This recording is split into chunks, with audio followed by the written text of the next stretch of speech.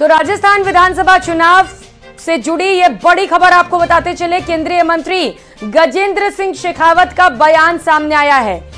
राजस्थान में हम पूर्ण बहुमत के साथ सरकार बनाएंगे, ये कहना है गजेंद्र सिंह शेखावत का। उन्होंने कहा कि ये चुनाव कांग्रेस के करप्शन के खिलाफ लड़ा जा रहा है। भ्रष्टाचार के खिलाफ युद्ध में काम करने वाली एजेंसियों की सराहना की जानी चाहिए। जो भ्रष्ट हैं वो पकड़े जाने के बाद आधारहीन आरोप लगाते हैं। तो लगातार जिस तरीके से विपक्ष की ओर से ये आरोप लगाए जा रहे हैं कि केंद्र सरकार जांच एजेंसियों का दुरुपयोग कर रही है, इसी को लेकर करारा हमला केंद्रीय मंत्री गजेंद्र सिंह शेखावत की ओर से। उन्होंने कहा है कि पकड़े जाने के बाद आधारहीन आरोप लगाए जाते हैं। सुनाते हैं आपको क्या कुछ कहा शेखावत ने। का आज आखिरी दिन और सारे प्रत्याशियों की घोषणा के बाद में, जब दोनों पार्टियों के सारे प्रत्याशी घोषित हो चुके हैं, अब मैं आश्वस्त नहीं विश्वस्त हूं कि भारतीय जनता पार्टी प्रचंड बहुमत के साथ सरकार में आने वाली है। देखिए, निश्चित रूप से अब की बार का चुनाव जो है वो कांग्रेस के भ्रष्टाचार के मुद्दे पर लड़ा जा रहा है। कांग्रेस का भ्रष्टाचार और माननीय मोदी जी का स्वच्छ प्रशासन देने की गारंटी, भ्रष्टाचार के प्रति जीरो टॉलरेंस की नीति, इन दोनों के विरुद्ध चुनाव है। और उस भ्रष्टाचार के विरुद्ध युद्ध में जितनी भी एजेंसीज काम करती हैं वो निश्चित रूप से उनके काम का अभिनंदन करना चाहिए, स्वागत करना चाहिए। जहां तक ईडी का प्रश्न है, मैं आपकी जानकारी के लिए और आपके दर्शकों की जानकारी के लिए एक तथ्य आपके सामने रखना चाहता हूं कि ईडी ने अब तक पिछले 10 साल में मोदी जी की सरकार बनने के बाद में पीएमएलए में जितने केसेस रजिस्टर किए हैं और जिन केसेस को रजिस्टर किया है उसमें 96.54% कन्विक्शन रेट है।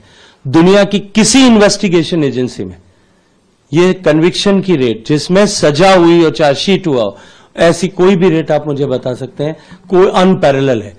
और उसमें भी जिन पॉलिटिकल लोगों, जो पब्लिक रिप्रेजेंटेटिव रहे हैं, अभी हैं या कभी रहे होंगे, उनके खिलाफ जो केसेस रजिस्टर हुए हैं उसका प्रतिशत 3 से भी कम है।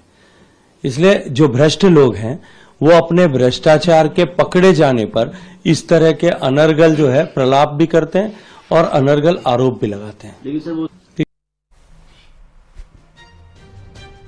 जैसलमेर से बड़ी खबर सामने आ रही है। कांग्रेस प्रत्याशी शाले मोहम्मद आज नामांकन करेंगे। पोखरण विस से चौथी बार शाले मोहम्मद प्रत्याशी हैं। हजारों कार्यकर्ता और पदाधिकारी भी इस नामांकन में शामिल होंगे। कांग्रेस के कई दिग्गज भी इस नामांकन में शामिल हो सकते हैं। तो शक्ति प्रदर्शन किया जाना है जब शाले मोहम्मद नामांकन के लिए पहुंचेंगे। चौथी बार लगातार उन्हें प्रत्याशी बनाया गया है। कांग्रेस प्रत्याशी शाले मोहम्मद जो कि आज नामांकन करने पहुंचेंगे। चूंकि आज नामांकन की अंतिम तिथि है तो आज कई दिग्गज नामांकन के लिए पहुंचेंगे और निश्चित तौर पर शक्ति प्रदर्शन भी किया जाना है।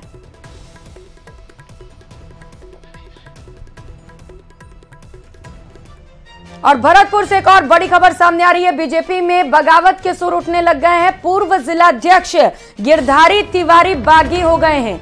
टिकट नहीं मिलने पर अब वो निर्दलीय चुनावी मैदान में उतरेंगे।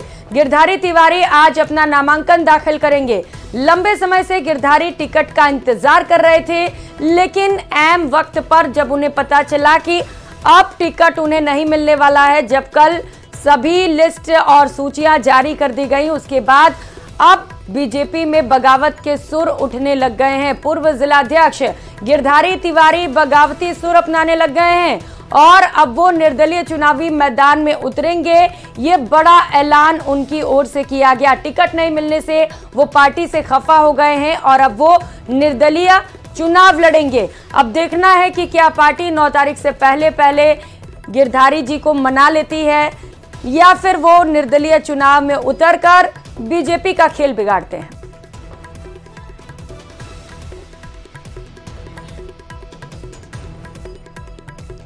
और चुनाव आते ही नेताओं के जुबान फिसलने का सिलसिला भी तेज हो जाता है। अब क्या कह दे अंदाजा लगाना मुश्किल हो जाता है।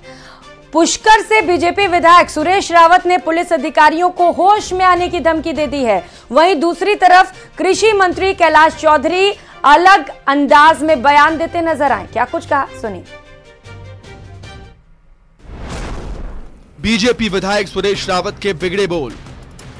वो समय गया जब अपन खड़े खड़े देखते थे, बैठे बैठे देखते थे। हम हक लेने का समय है और साथ में रहने की आवश्यकता नहीं है।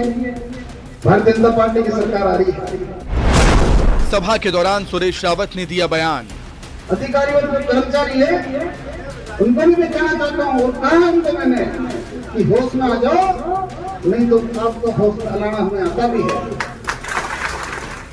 चुनावी मौसम में नेताओं की जुबान अक्सर फिसल जाती है। जनता के बीच जब हाथों में माइक होता है तो नेताजी भूल जाते हैं कि क्या बोलना है और क्या नहीं। कुछ ऐसा ही हुआ बीजेपी के विधायक सुरेश रावत के साथ, जिन्होंने जनता के बीच अधिकारियों और कर्मचारियों को होश में आने की धमकी दी।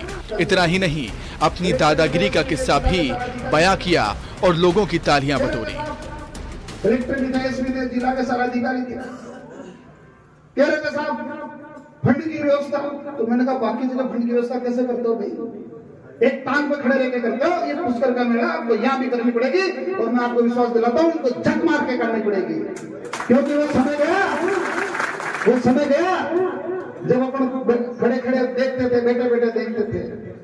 हम हक लेने का समय है और साथ में रहने की आवश्यकता नहीं है। भारतीय जनता पार्टी की सरकार आ रही है और ये अधिकारी और जो कर्मचारी है, उनको भी मैं कहना चाहता हूँ और कहा उनको मैंने कि होश में आ जाओ, नहीं तो आपको होश में लाना हमें आता भी है। केंद्रीय कृषि मंत्री कैलाश चौधरी का बड़ा बयान। बजरंग दल के पास तालिबानी सोच का इलाज। बाड़मेर में बीजेपी प्रत्याशी के नामांकन में शामिल होने वाले केंद्रीय कृषि मंत्री कैलाश चौधरी ने मीडिया से बातचीत करते हुए बड़ा बयान दे दिया। उन्होंने कहा कि तालिबानी सोच का इलाज बजरंग दल के पास है। उन्होंने राज्य सरकार पर तालिबानी सोच वालों को संरक्षण देने का आरोप लगाया। निश्चित रूप से तालिबान के खिलाफ बजरंग बली की गदा तो पहले से थी, अब भी है और आगे भी रहेगी। तालिबानी सोच के लोगों को हिंदुस्तान में किसी प्रकार का स्थान नहीं है। तालिबानी सोच वाले यहाँ पर लोकतंत्र है, तो लोकतंत्र तरीके से हिंदुस्तान चलता है। और तालिबानी सोच की प्रवृत्ति यहाँ पर राजस्थान में जिस तरह से देख रहे हैं, कल की ही घटना है। बाड़मेर जिले के बाईतू विधानसभा क्षेत्र के अंदर एक लड़के को कुछ लोगों ने मिलकर जिस तरह से तालिबानी सोच वाले लोगों ने कहा कि सर तन से जुदा कर देंगे, और वो पुलिस थाने में गया और पुलिस थाने में जाने के बाद वो वहाँ पर 3 दिन से एप्लीकेशन लेके बैठ रहा। वो कहता रहा कि मेरी जान चली जाएगी, मुझे बाहर निकलते मार देंगे, और पुलिस वाले उसको बाहर निकालते और 2 किलोमीटर जाते उसको टक्कर मार के और उसको लठ मार के और उसको मार दिया जाता। तो ये पहले चैलेंज करते हैं कि हम सर तन से जुदा कर देंगे, और वो करते हैं। और उसके बाद में संरक्षण राज्य सरकार देती है, तभी ये सब चीजें होती है। राजस्थान को उन्होंने तालिबानी बना दिया और ये राजस्थान को तालिबानी नहीं होने देंगे।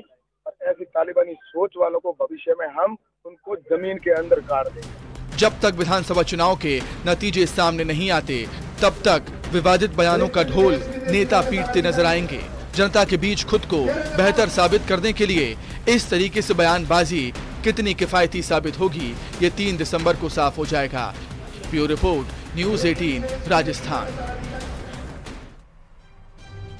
जयपुर से बड़ी खबर सामने आ रही है। केंद्रीय मंत्री अमित शाह का दौरा प्रस्तावित है। राजस्थान के दौरे पर आ रहे हैं अमित शाह। 7 नवंबर को राजस्थान का दौरा गृह मंत्री अमित शाह करने वाले हैं। कुचामन से लेकर मकराना और परबतसर में भी जनसभा करेंगे। तो बिदियाद में चौपाल सभा भी है, जहां पर गृह मंत्री अमित शाह पहुंचेंगे। सुबह 11:15 पर कुचामन में अमित शाह जनसभा को संबोधित करेंगे। उसके बाद दोपहर 1 बजे मकराना में जनसभा करेंगे और 2:30 बजे दोपहर के परबतसर के बिंदियाद में चौपाल सभा में भी गृह मंत्री अमित शाह पहुंचेंगे और सभा को संबोधित करेंगे। दोपहर 3:30 बजे परबतसर में जनसभा को संबोधित करेंगे। तो अब चुनाव नजदीक है और ऐसे में लगातार केंद्रीय मंत्री राजस्थान का दौरा करेंगे। प्रधानमंत्री का भी दौरा प्रस्तावित है।